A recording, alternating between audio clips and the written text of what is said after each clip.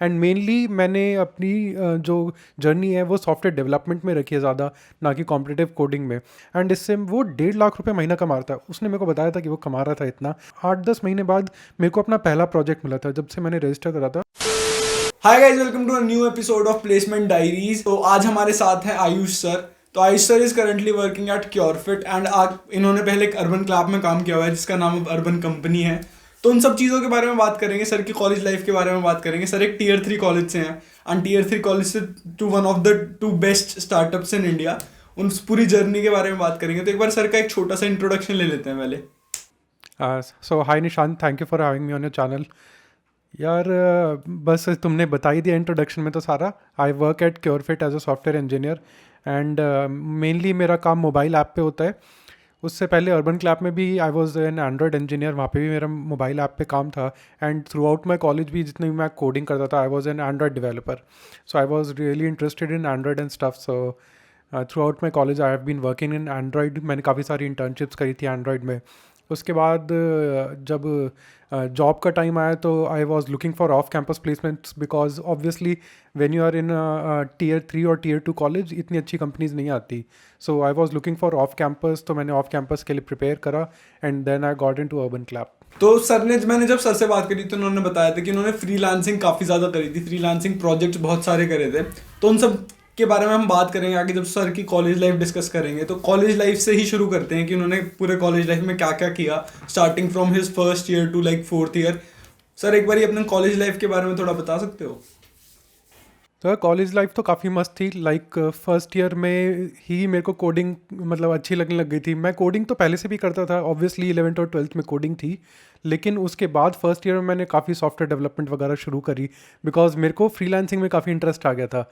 मैंने फ्रीलांसिंग के फिर सेकंड थर्ड ईयर में थोड़े बहुत प्रोजेक्ट्स भी उठाए थे। एंड मेनली मैंने अपनी जो जर्नी है वो सॉफ्टवेयर डेवलपमेंट में रखी है ज़्यादा, ना कि कॉम्पिटिटिव कोडिंग में। तो कॉम्पिटिटिव कोडिंग मैं करता हूँ लेकिन मोस्टली मैं इंटरव्यूज़ वगैरह के लिए करता हूँ competitive coding. Mainly I like software development, उसमें मेरे को प्रोडक्ट्स वगैरह बिल्ड करना अच्छा लगता है। तो मैं थ्रू आउट द कॉलेज काफ़ी सारे ऐप्स वगैरह बिल्ड करी, प्ले स्टोर पे डाली। उसके बाद जब थोड़ा कॉन्फिडेंस आ गया तो मैं थोड़ा फ्रीलांसिंग में चला गया, कुछ फ्रीलांसिंग के प्रोजेक्ट्स वगैरह उठाए मेनली फ्रॉम freelancer.com। उसके बाद मैंने थोड़ी ब्लॉगिंग वगैरह करी, तो हाथ पैर सब जगह मारे मैंने, ऐसी बात नहीं है। वेब डेवलपमेंट भी करी, एक्चुअली मैंने वेब डेवलपमेंट भी कर रखी है लेकिन फिर वो मैंने छोड़ दी थी, मतलब मेरा इतना इंटरेस्ट नहीं आया। तो उसके बाद मेनली एंड्रॉयड। एंड देन जब मेरे को क्लियर हो गया कि एंड्रॉयड अच्छी लग रही है एंड उसमें करियर मेरे को दिखने लगा, तो I started working, I started to look for jobs and internships in Android development only. तो उससे कॉलेज में मैंने 2-3 इंटर्नशिप्स करी हैं कुछ स्टार्टअप्स में। उसके बाद जब मैं ऑफ कैंपस की प्रिपरेशन कर रहा था तब थोड़ी कॉम्पिटिटिव करी and then I cracked UrbanClap's interview. उसके बाद थोड़ा सा अर्बन क्लैप में I had a journey of 6 months। उसके बाद I switch to Bangalore and came to Curefit. तो कॉलेज लाइफ तो काफ़ी सही थी, उसमें काफ़ी सारी सोसाइटीज़ वगैरह ज्वाइन कर रखी थी मैंने। फर्स्ट ईयर में सारी करते हैं, सबको भूत सवार होता है कि सारी सोसाइटीज़ ज्वाइन कर लेंगे। तो मैंने भी करी, काफ़ी सारी सोसाइटीज़ ज्वाइन करी। एंड उसके बाद एक सोसाइटी मेरे को काफ़ी क्लिक करी, उसके मैं आगे तक गया and I was associated till fourth year and that was ECEL-MSIT। तो this was all about my college journey. या ओके। तो सर मतलब सर ने भी वही सारी चीज़ें करी है जो जनरली मतलब करनी चाहिए, लाइक डेवलपमेंट भी एक्सप्लोर करी, कॉम्पिटिटिव भी एक्सप्लोर करी, कॉलेज सोसाइटीज़ भी एक्सप्लोर करी, सारी चीज़ें करी एंड एंड में एक काफ़ी अच्छे कंपनी में भी काम कर रहे हैं। तो सर जो आपका इंटरव्यू एक्सपीरियंस था अर्बन क्लैप में और क्योरफिट में, उसके बारे में बात करते हैं। Like starting from urban clap कि उसके कितने राउंड्स हुए थे, अगर क्वेश्चन याद है तो क्वेश्चंस क्या थे, कौन से टॉपिक से रिलेटेड थे? तो यार क्वेश्चंस तो सारी जो अच्छी स्टार्टअप्स और कंपनीज हैं वो DS एल्गो के क्वेश्चंस पूछती हैं। तो मोस्टली मेरे क्वेश्चंस भी DS एल्गो पे थे। बट हाँ, क्योंकि मेरा प्रीवियस एक्सपीरियंस एंड्रॉयड में काफ़ी तगड़ा था, मैंने काफ़ी इंटर्नशिप्स करी थी, तो इसलिए मेरे जो 20% क्वेश्चन थे वो एंड्रॉयड में भी थे। तो अर्बन क्लैप में बताऊँ तो मेरे 4 राउंड हुए थे शायद, एंड उसमें से 3 पूरे टेक्निकल थे, एक मेरा HR राउंड हुआ था। एंड जो 3 राउंड थे उसमें से 2 में मेरे से पूरा DS एल्गो पूछा था। उसमें काफ़ी रिकर्जन था, काफ़ी एरेज के क्वेश्चन थे, स्ट्रिंग्स के क्वेश्चन थे। फॉर एग्जांपल अगर एक मेरे को क्वेश्चन याद है, उसमें था रेन वाटर ट्रैपिंग क्वेश्चन, तो ये काफ़ी फेमस है।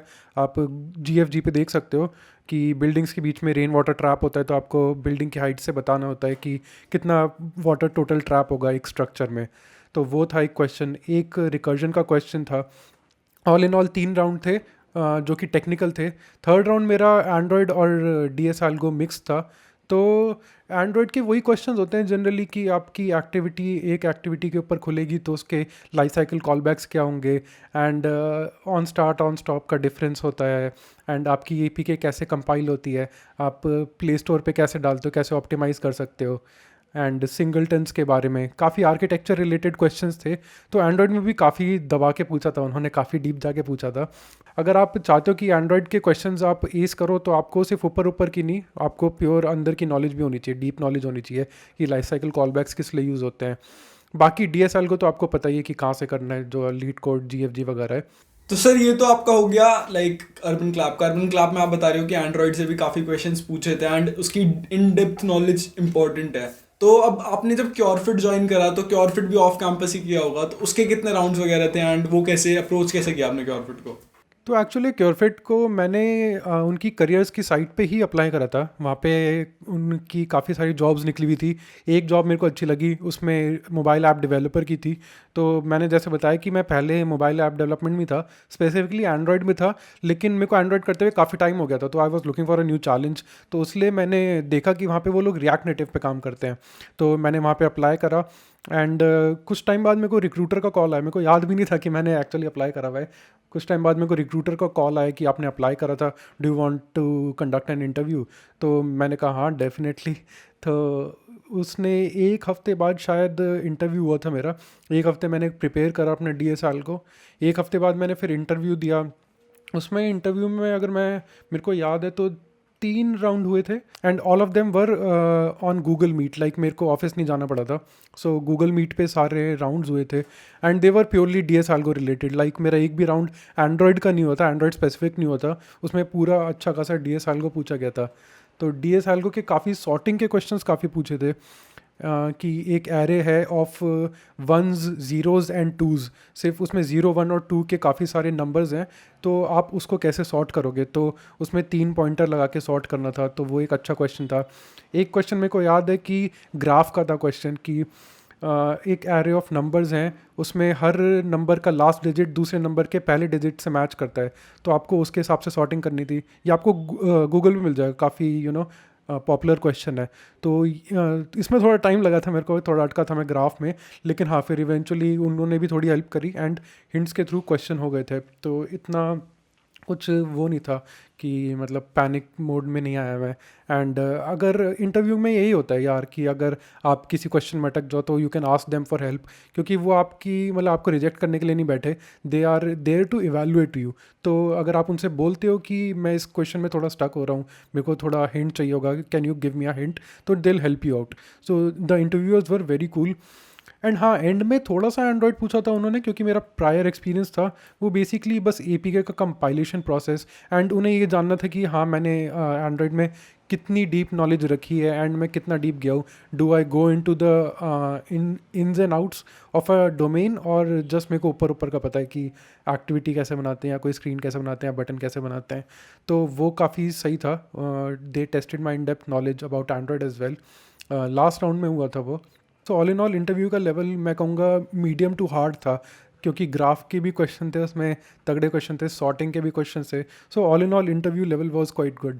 जब मैंने ऑन कैंपस अभी दिए थे क्योरफिट के तो उसमें भी सेम ही प्रोसेस था। 3 राउंड्स हुए थे, सब टाइम राउंड्स थे 45 मिनट्स के, एंड सब में मोस्टली डीएसएल को पूछा था पहले 2 राउंड्स में 2-3 क्वेश्चंस, एंड फिर लास्ट राउंड में तुम्हारे प्रोजेक्ट्स वगैरह जो तुमने करे हुए हैं कुछ और तुमने इंटर्नशिप्स करी हैं तो उससे रिलेटेड पूछा था, एंड एक डीएस का भी मेरा क्वेश्चन हुआ था उसमें।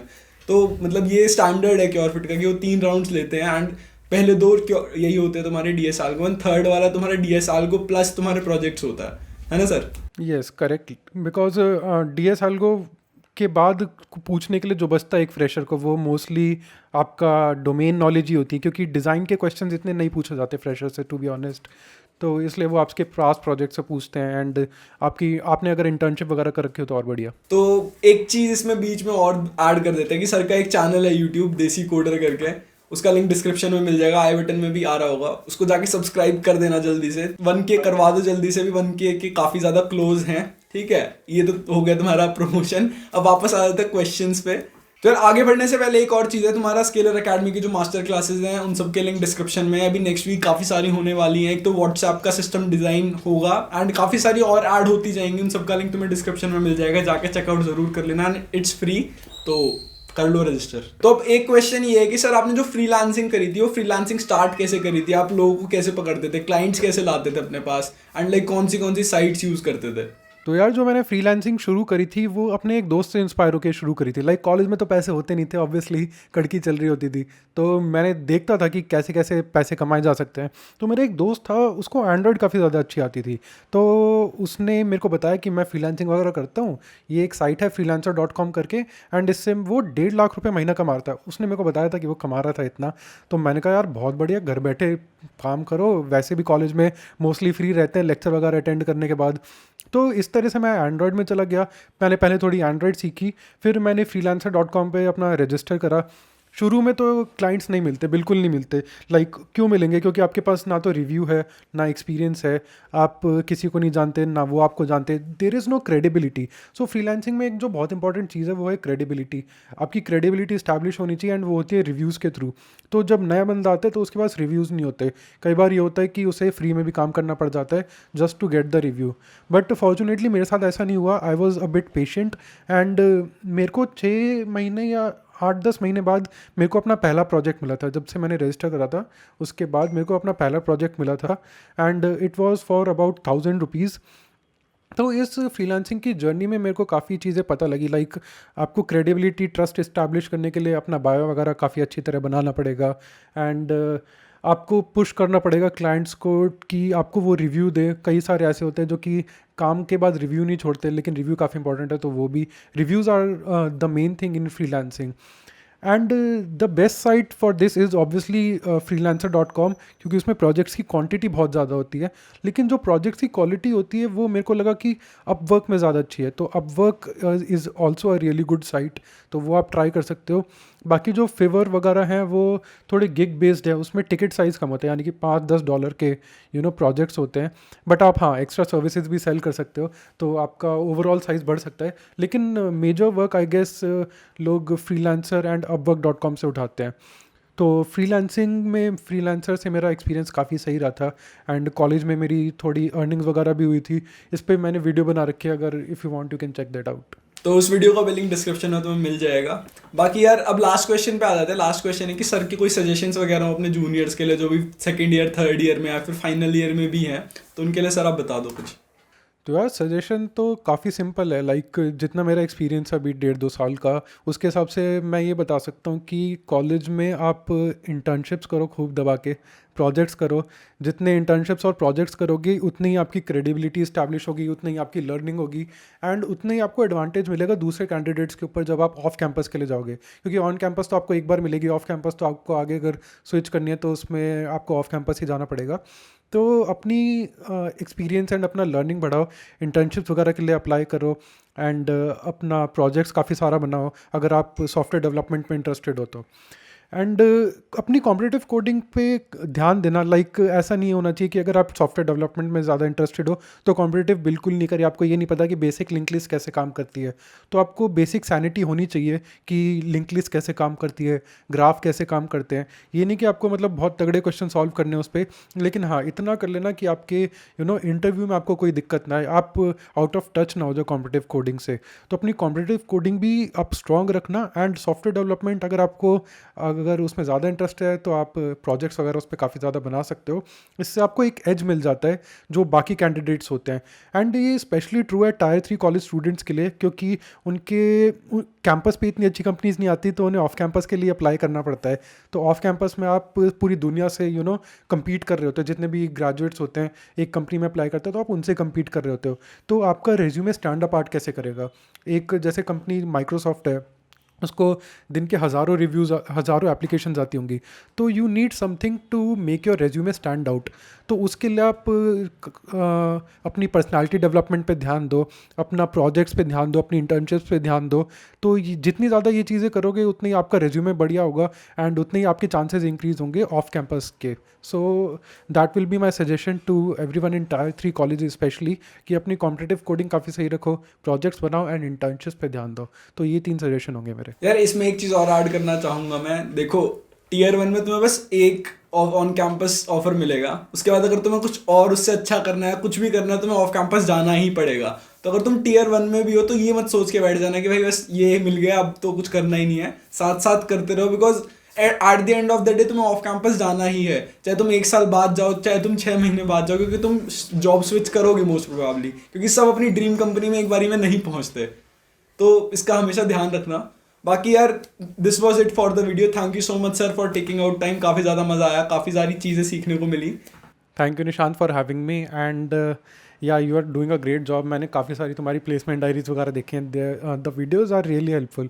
लाइक अगर कोई प्रिपेयर वगैरह करना चाहता है किसी इंटरव्यू के लिए, जानना चाहता है कि कंपनी कैसी है, कैसे क्वेश्चंस पूछती है, तो definitely check out is placement series. So thank you so much sir. तो बस इतना ही था इस वाली वीडियो के लिए। मिलते हैं नेक्स्ट वीडियो में, तब तक के लिए बाय।